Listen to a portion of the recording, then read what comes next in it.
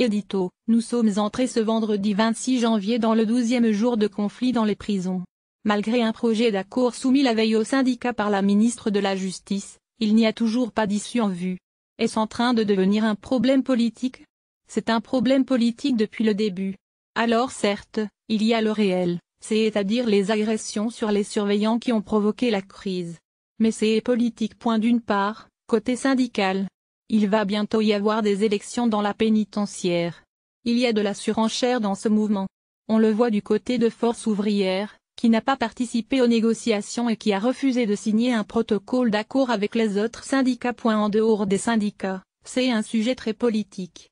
La prison a toujours été un sujet politique, un sujet de sécurité aujourd'hui, de radicalisation, un sujet de surpopulation carcérale, de manque de moyens, de conditions de travail déplorables, d'insertion. À chaque présidentielle, on nous promet de nouvelles prisons. Il y a même eu un secrétaire d'État dédié aux prisons, un ministre chargé de construire les prisons, c'était Pierre Bédier sous Jacques Chirac. La prison, c'est un problème politique. Et plus encore lorsque la ministre n'est pas aguerrie. Nicole Belloubet, c'est une excellente juriste, c'est une experte du droit, mais ce n'est pas une politique. On a bien vu qu'elle avait tardé à réagir après l'agression des 3 surveillants dans la prison de Vendin-le-Vieil. Elle est apparue comme complètement dépassée. Et puis quand, en plein conflit social, l'administration dont vous avez la responsabilité brandit la menace de sanctions, retenues de salaire ou exclusion temporaire, ce n'est pas très habile.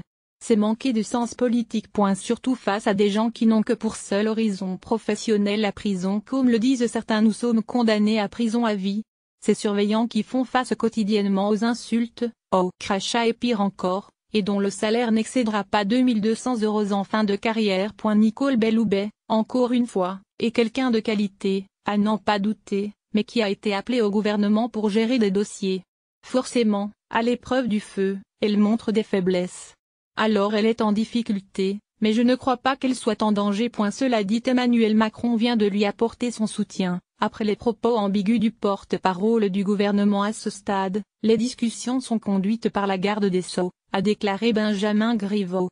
Tout cela prouve bien qu'il y a besoin de resserrer les rangs autour de la ministre. Cela prouve aussi que le président sera de plus en plus en première ligne dans les crises où ses ministres ne le protègent pas.